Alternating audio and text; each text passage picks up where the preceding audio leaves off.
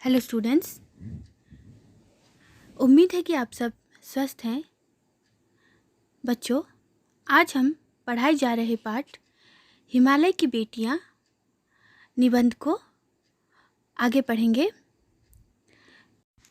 लेखक नागार्जुन ने अपने इस निबंध में नदियों, पर्वतों, बर्फीली पहाड़ियों, हरी भरी घाटियों, गहरी गुफाओं, उपवनों, वनों तथा सागरों की प्रशंसा की है। तो इस पाठ के आगे के अंश को पढ़ते हैं। सिंधु और ब्रह्मपुत्र ये दो ऐसे नाम हैं जिनके नाम सुनते ही रावी, सतलुज, व्यास, चनाब, झेलम, काबुल यानी कि कुभा, कपिशा, गंगा, यमुना, सरयू, गंडक, कोसी आदि हिमालय की छोटी बड़ी सभी बेटियां आंखों के सामने नाचने लगती हैं। यहाँ पर कवि का हिमालय की बेटियों से तात्पर्य है हिमालय की या फिर हिमालय से निकलने वाली अनेक छोटी बड़ी नदियों का। वास्तव में सिंधु और ब्रह्मपुत्र स्वयं कुछ नहीं है। दयालु हिमालय के पिघले हुए दिल की एक एक बूंद न जाने कब से इकट्ठा होकर इन दो महानदी के रूप में समुद्र की ओर प्रवाहित होती रही है। कितना सौभाग्यशाली है वह समुद्र जिसे पर्वतराज हिमालय की इन दो बेटियों का हाथ पकड़ने का श्रेय मिला। यहाँ पर लेखक कहता है कि वास्तव में यह नदियाँ हिमालय के पिघले हुए हृदय की बूंदें हैं जो इकट्ठा होकर समुद्र की ओर प्रवाहित होती रही हैं। वह समुद्र सचमुच बड़ा भाग्यशाली है जिसे पर्वतराज हिमालय की इन बेटियों का हाथ थामने का श्रेय मिला। जिन्होंने मैदानों में ही इन नदियों को देखा होगा, उनके ख्याल में शायद ही यह बात आ सके कि बूढ़े हिमालय की गोद में बच्चियां बनकर ये कैसे खेला करती हैं।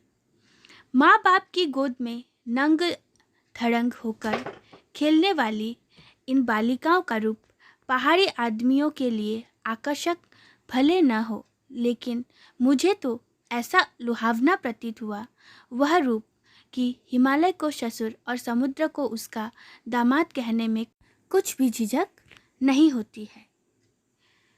लेखक कहता है कि पिता की गोद में नंग धड़ंग खेलने वाली इन बालिकाओं का रूप पहाड़ी लोगों के लिए सामान्य बात हो सकता है, लेकिन उसे यह रूप इतना लुभावना लगता है कि वह हिमालय को ससुर तथा समुद्र को उसका दामाद कहने में जरा भी संकोच नहीं करता। आगे लेखक कहता है, कालिदास के विरही यक्ष ने अपने मेघदूत से कहा था,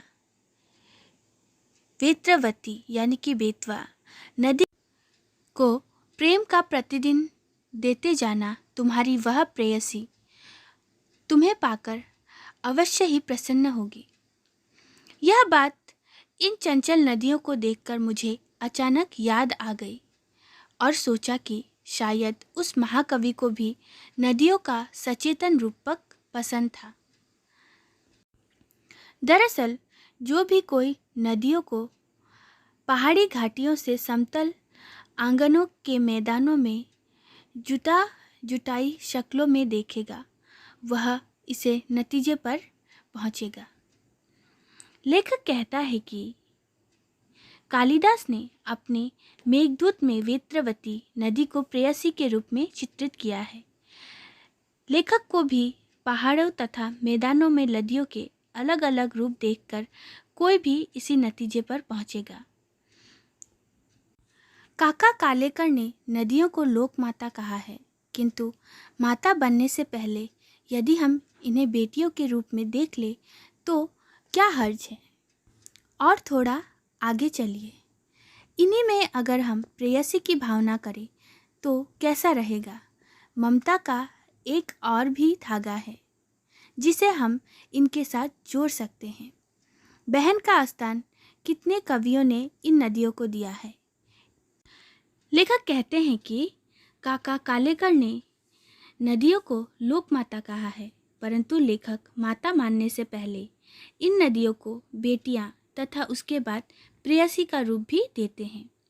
इतना ही नहीं, ममता का एक और धागा वह इन नदियों के साथ जोड़ रहा है। वह इन्हें बहन भी बना लेता है, क्योंकि एक दिन मेरा भी ऐसी भावना हुई थी क्योंकि एक दिन लेखक के मन में ऐसी भावना हुई थी। थोलेट तिब्बत की बात है। मन उचट गया था। तबीयत ढीली सी थी। सतलज के किनारे जाकर बैठ गया। दोपहर का समय था। पैर लटका दिए पानी में। थोड़ी ही देर में उस प्रगतिशील जल ने असर डाला। तन और मन ताजा हो गया तो लगा मैं गुनगुनाने। लेखक ने नदियों को बहन भी बना लिया है, क्योंकि थोलिट तिब्बत में परेशानी के क्षणों में वह सतलज के किनारे जाकर बैठे तो शीघ्र ही उनका मन तरोताजा हो गया। ठीक वैसे ही जैसे कोई बहन अपने भाई की मुश्किलें चुटकी बजाते सुलझा देती है। वहीं बैठा बैठा लेखक अपनी सतलज बहन पर एक कविता लिख देता है, जो कविता इस प्रकार है। जय हो सतलज बहन तुम्हारी, लीला अचरज बहन तुम्हारी। हुआ मुदित मन हटा खुमारी, जाऊं मैं तुम पर बलिहारी। तुम बेटी यह बाप हिमालय, चिंतित पर चुपचाप हिमालय। प्रकृति नदी के चित्रित तट पर, अनुपम अद्भुत छाप हिमालय। जय हो सतलज बहन तुम्हारी। तो बच्चों, यह था पाठ हिमालय की बेटियां। आप आज पढ़ाए गए अंश का अभ्यास कीजिए और दिए गए गृह कार्य को पूरा कीजिए। धन्यवाद।